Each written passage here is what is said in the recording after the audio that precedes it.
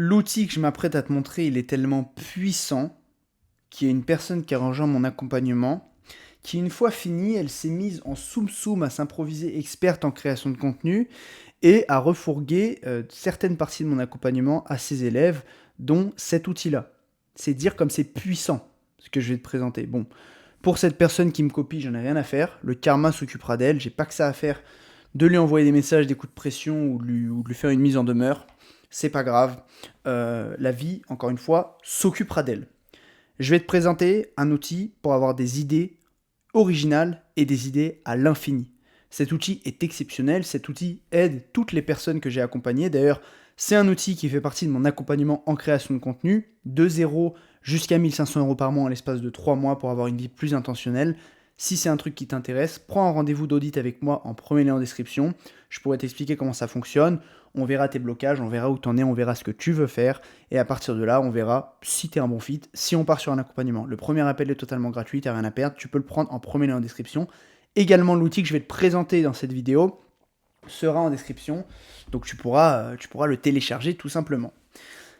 Comment avoir des idées à l'infini et des idées originales? Mais d'abord, pourquoi avoir des idées à l'infini et des idées originales? Des idées à l'infini parce que le rythme demandé par les réseaux sociaux est de plus en plus effréné. On a de plus en plus besoin de créer beaucoup et en quantité et d'arriver avec des idées nouvelles pour pouvoir se démarquer sur une base quasiment quotidienne. Attends, je vais allumer la lumière. L'hiver arrive. Voilà, l'hiver arrive, il se met à faire nuit tôt. Donc tu as besoin de créer des idées sur une base quasiment quotidienne. Et pourquoi des idées originales? Puisqu'on vit à une époque maintenant de surinformation. À l'époque, la création de contenu, il y a encore 2-3 ans, c'était beaucoup plus simple qu'aujourd'hui. T'avais juste, par exemple, t'es un mec qui parle de productivité, tu peux faire une vidéo 5 habitudes pour être plus productif, et ça peut archi marcher, parce que il y a beaucoup de personnes qui n'ont pas accès à ces informations-là. C'est une question d'asymétrie d'information. Pendant très longtemps, l'asymétrie était très élevée, donc il y avait des acteurs qui avaient les infos, qui les donnaient aux personnes qui n'avaient pas les infos, et donc du coup, ils les amenaient à leur niveau, mais en leur donnant du contenu, donc beaucoup de vues pour les personnes qui ont les informations. Mais aujourd'hui, les gens qui n'ont pas les informations, ils peuvent demander à ChatGPT, donne-moi un protocole pour être plus productif en 90 jours. ChatGPT, il lui donne un protocole pas dégueu. Et à l'inverse, du coup, des contenus que tu peux créer sur ça, les contenus sont facilement créables. Ça se dit pas créable. Tu peux facilement créer des contenus sur ça, tu vois. Donc c'est moins rare. Donc ça a moins de valeur. Parce que aujourd'hui, tu as l'intelligence artificielle qui te permet de générer des idées facilement. Donc, vu que tu peux créer des idées de surface très basiques facilement, il va falloir créer des idées plus originales à travers des perspectives uniques. Une perspective unique, c'est juste le fait de prendre plusieurs idées et de créer une nouvelle perspective par rapport à ces plusieurs idées. Je te donne un exemple tout simple. Quand j'ai commencé sur YouTube, je parlais de minimalisme. Tout le monde parlait de minimalisme à travers un prisme, c'était le minimalisme matériel. C'était posséder trop, c'est mal, fais moins mais mieux, désencombre ton placard, porte des t-shirts noirs et des t-shirts blancs, et tout ira bien. Je simplifie. Moi, ce que je me suis dit, c'est ok, ça me saoule, j'ai envie d'apporter ma patte. Moi, à l'époque, j'adorais aussi la psychologie et la philosophie, et j'ai apporté, j'aime toujours, hein, je dis juste, c'est ce que je me disais à l'époque, j'adorais ça. Donc j'ai apporté cette vision par rapport à la psychologie et à la philosophie, je l'ai apporté dans le minimalisme. Et je suis vite devenu le mec qui parle de minimalisme avec cette pointe de philosophie et de psychologie. J'ai apporté pas mal de concepts intéressants justement pour créer des perspectives uniques dans la niche du minimalisme. Ok ? Autre chose, aujourd'hui, le fait de se nicher, c'est beaucoup moins important et c'est beaucoup moins efficace qu'à l'époque. Aujourd'hui, on est à l'ère de la marque personnelle. Les gens suivent des personnes pour qui elles sont. À l'époque, encore une fois, à l'ère de l'asymétrie d'information, c'était bien de se nicher et de donner des informations dans une niche précise. Aujourd'hui, les gens attendent autre chose. Ils attendent déjà une personnalité, donc ça c'est quelque chose qu'on va pas voir dans cette vidéo, mais ils attendent des éléments de langage, un lifestyle, un humour particulier, toutes ces choses-là qui font ta personnalité, et deuxièmement, des idées, encore une fois, qui te sont propres, des idées originales. Sinon, tu n'es qu'un clone si tu n'arrives pas à te démarquer d'une manière ou d'une autre. Comment on va créer des idées originales? Grâce à cet outil qui, encore une fois, est en premier lien en description. Grâce aux 3 piliers du créateur. C'est vraiment les fondations. Ça fait partie des fondations de mon accompagnement. Parce que pour moi, si tu n'as pas déterminé ces piliers en amont, tu ne peux pas avoir une direction dans laquelle créer. Ces piliers-là, ils vont te donner une direction. Encore une fois, il y en a plusieurs parce que l'idée, c'est pas de se nicher dans une catégorie dans un domaine. Par exemple, pour reprendre le minimalisme, tu vas pas avoir que le minimalisme, tu vas avoir plusieurs piliers. Comment fonctionnent ces piliers? Déjà, comment ils ne fonctionnent pas? Qu'est-ce que ne sont pas les piliers? Les piliers ne sont pas des sujets extrêmement précis. En fait, dans tes grands piliers ici, tu le vois, il y a des sous-sujets dans chaque pilier. Donc dans tes grands piliers, il va falloir que tu choisisses des sujets assez généraux pour pouvoir ouvrir ta pensée sur une base quotidienne. Par exemple, si tu parles de musculation, ici tu vas pas mettre musculation, tu vas mettre santé. Parce que le fait de mettre santé dans ton pilier numéro 1, ça va faire que tu vas ouvrir ton esprit, tu vas ouvrir ta créativité à des sujets de santé de manière générale. Alors que si tu mets que musculation, déjà dans ton pilier, ton esprit va être cantonné à penser musculation au quotidien. Et dans tous les inputs que tu vas avoir, dans toutes les informations que tu vas recevoir, tu vas juste penser musculation. Alors que tu pourrais monter d'un niveau et penser santé. Pour pouvoir, encore une fois, travailler ta créativité à un niveau plus méta. C'est ça qu'on va chercher avec ces piliers, c'est vraiment s'ouvrir. La créativité, c'est pas un truc inné, c'est pas un truc que des gens ont et d'autres n'ont pas.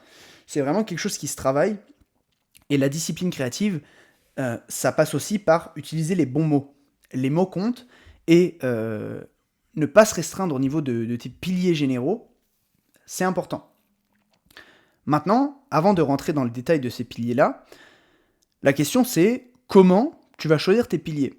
Première chose à savoir sur les piliers, ils ne sont pas imperméables. T'as pas genre le pilier 1 d'un côté, le pilier 2 de l'autre, le pilier 3 de l'autre.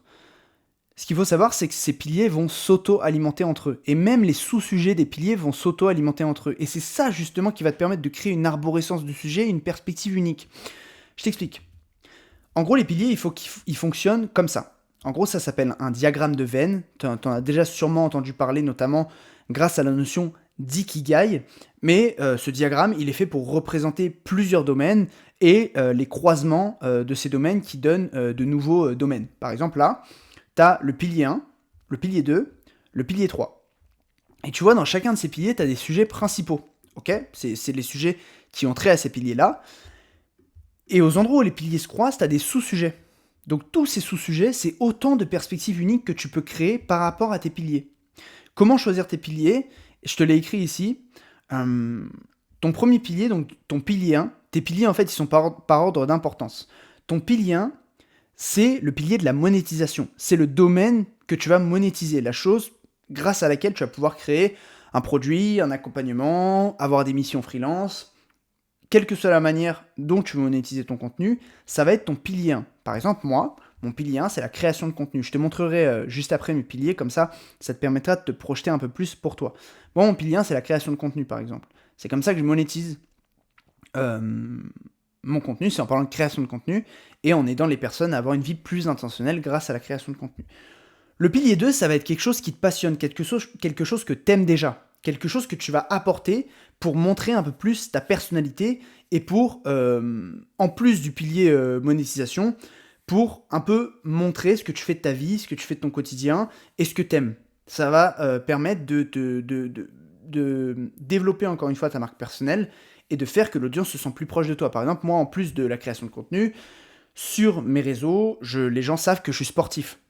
J'adore le sport depuis petit, je fais beaucoup de sport. C'est quelque chose que je montre sur mes stories, sur mes réels, sur mes vidéos YouTube, j'en parle. Je prends souvent des exemples par rapport au sport, parce que c'est quelque chose qui me passionne. Donc, deuxième pilier, quelque chose que tu aimes et qui te passionne. Troisième pilier, quelque chose dans lequel tu veux te développer. Quelque chose que tu aimerais développer, mais que tu n'as pas encore développé. Quelque chose qui suscite ton intérêt. En fait, comme tu peux le voir ici, ces deux piliers, le pilier 2 et le pilier 3, ils sont ultra importants pour créer ton histoire. C'est une question de storytelling. En fait, le pilier 2, c'est ce que tu aimes, donc qui tu es actuellement et dans quoi tu t'épanouis, pour que les personnes qui aiment la même chose soient passionnées aussi par ton univers et se sentent proches de toi et aient envie de s'abonner. Et le pilier 3, c'est un peu le pilier qui fait que tu vas partir à l'aventure, qui fait que les gens vont vouloir te suivre, qui fait que tu vas des fois montrer de la vulnérabilité, qui fait que tu vas vouloir te développer dans une certaine destination et montrer des choses au quotidien aux gens. Donc en gros, pilier de la monétisation, pilier numéro 1, pilier de l'amour, pilier numéro 2, Et pilier du développement, pilier numéro 3. Ces piliers sont à voir par ordre d'importance. Pilier 1 est plus important que le pilier 2 est plus important que le pilier 3, en soi. Mais, encore une fois, ces piliers vont te permettre de développer des sous-sujets, des sujets, des perspectives uniques. Et c'est à partir de là que tu vas pouvoir, du coup, avoir des perspectives uniques, idées fascinantes. Fascinantes. Je vais y arriver. Fascinante. Donc en gros, c'est, voilà, grâce à ce diagramme de Venn, vois ça vraiment comme un tout, et comme une arborescence que tu vas pouvoir créer entre tes différents piliers. Maintenant, la question, ça va être comment remplir tes piliers. Déjà, comme je te l'ai dit, les piliers sont censés être des catégories très générales. Dans les piliers, tu as plusieurs choses. Déjà, tu as la catégorie inspiration. Donc pour chaque pilier, tu as inspiration que tu vas pouvoir remplir. Alors, inspiration, déjà, tu as la liste des comptes sur les réseaux des créateurs ou des auteurs dont tu aimerais t'inspirer. Donc là, ce que tu vas faire, c'est que tu vas faire une veille. Tu vas déjà mettre qui, toi, tu connais déjà, et aussi chercher un peu tes concurrents. Vois ça comme des concurrents, des personnes dont tu vas pouvoir clairement t'inspirer sur les réseaux. Comme on dit, il faut voler comme un artiste, mais voler comme un artiste, ce n'est pas plagier. Voler comme un artiste, c'est prendre plusieurs inspirations, comme des pièces d'un puzzle, pour créer ton propre contenu, et devenir la somme de toutes tes inspirations. C'est grâce à cette liste de comptes sur les réseaux sociaux que tu vas pouvoir te démarquer, et que tu vas pouvoir aussi trouver du contenu de manière infinie. Ici aussi, tu peux mettre des contenus qui te font te dire « Oh purée, j'aurais aimé y penser avant ». À chaque fois que tu vois un contenu et que tu te dis « Ah ouais, ça c'est une bonne idée », mets-le ici. Ça peut être sous forme de tweet, ça peut être sous forme de screenshot, ça peut être sous forme de lien, ça peut être un paragraphe que tu vas copier-coller. Mais ici, crée-toi une banque d'inspiration avec des ressources et des contenus vraiment où tu te dis « Ça, j'aurais aimé y penser avant ». Je t'ai donné un exemple juste ici, ça c'est une vidéo que j'avais faite... j'étais parti d'un screen que j'avais dans ma banque d'inspiration. C'est un tweet de Naval Ravikant qui dit le seul et unique réel test d'intelligence, c'est si tu arrives à avoir ce que tu veux dans ta vie. Et en gros, moi, ce que j'en avais fait, c'est que j'avais pris ce tweet, je m'étais dit putain, ça c'est une bonne définition de l'intelligence, j'aurais bien aimé y penser avant. Et je me suis basé sur ça, je me suis basé sur cette définition pour amener à des sous-sujets que moi-même j'ai dans mes piliers qui sont la lecture, le lien d'intentionnalité et la création de contenu. Et en gros, j'ai lié tout ça ensemble en partant de cette définition. J'ai donné la définition, j'ai développé, grâce à moi, mes propres sous-sujets. Une fois que tu as fait ça, une fois que tu as développé ça, et encore, tu vois, ça c'est un truc que tu peux développer sur le long terme et que tu peux continuer à entretenir avec le temps, tu vas t'intéresser aux sous-sujets. Par exemple, on va prendre un exemple tout bête. Par exemple, dans ton gros pilier, ta santé. Sujet 1, tu vas avoir alimentation. Sujet 2, tu vas avoir mouvement. Et sujet 3, musculation. Voilà, par exemple. Dans l'alimentation, tu vas avoir les sous-sujets relatifs tu vas avoir les sous-sujets de ton pilier. Tu as ton pilier santé, tu as ton sous-sujet alimentation, et dans le sous-sujet alimentation, tu as des sous-sujets relatifs à ce sujet. Donc tu commences à comprendre à quel point, avec le temps, tu vas réussir à nourrir une arborescence de sujets qui vont te permettre de toujours trouver du contenu. Dans l'alimentation, les sous-sujets relatifs à ce sujet, c'est le comptage des calories, les différentes diètes. Je sais pas, par exemple, si tu parles beaucoup de jeûne intermittent, bah, tu peux mettre jeûne intermittent, diète carnivore, tu vois, macronutriments, macronutriments, bref, en gros, t'as plein de trucs, et en fait, t'as tous les sous-sujets, et toi, t'es censé mettre vraiment plein de trucs. Là, tu mets tout ce qui te passe par la tête, et avec le temps, encore une fois, tu peux développer tous ces sous-sujets. Et c'est là que ça va être aussi très intéressant, c'est les problèmes de la vie de tous les jours que ce sujet va régler. Beaucoup de personnes créent du contenu au hasard, créent du contenu sans se demander quel problème je règle vraiment. Sauf que si tu crées un entonnoir, de ton acquisition jusqu'à potentiellement le fait de monétiser ton contenu, t'es toujours en train de régler des problèmes. T'es toujours en train de parler à des gens qui ont des problèmes dans leur vie et qui ont envie de t'écouter parce qu'ils ont un problème. Et ça va pas forcément être des problèmes conscientisés, mais ce sont des problèmes. Par exemple, je vais prendre un exemple hardcore pour que tu comprennes, mais les femmes qui montent leur corps sur les réseaux, parce qu'elles ont envie de mener vers un compte OnlyFans, elles règlent le problème de jeunes hommes qui sont dans des situations de misère sexuelle, par exemple. Je dis pas que c'est une bonne solution à ce problème, mais à l'instant T, ces jeunes hommes se disent que c'est une bonne solution à ce problème. Revenons à des trucs un peu plus, un peu plus normaux. Problème de la vie de tous les jours que ce sujet règle, l'alimentation, bah, ça peut être l'hyperphagie, le fait de beaucoup manger, le surpoids, le sous-poids, ça peut aussi être ça, hein, des gens qui apprennent à prendre de la masse. Perte de repères par rapport à toutes les infos sur la nutrition, les TCA, enfin toutes ces choses-là. En gros, problème de la vie de tous les jours que ce sujet règle. Et là, encore une fois, tu lises plein de trucs. Et en fait, tu vas faire ça avec tous tes sous-sujets. Tous tes sous-sujets, tu vas mettre des problèmes de la vie de tous les jours que ce sujet règle.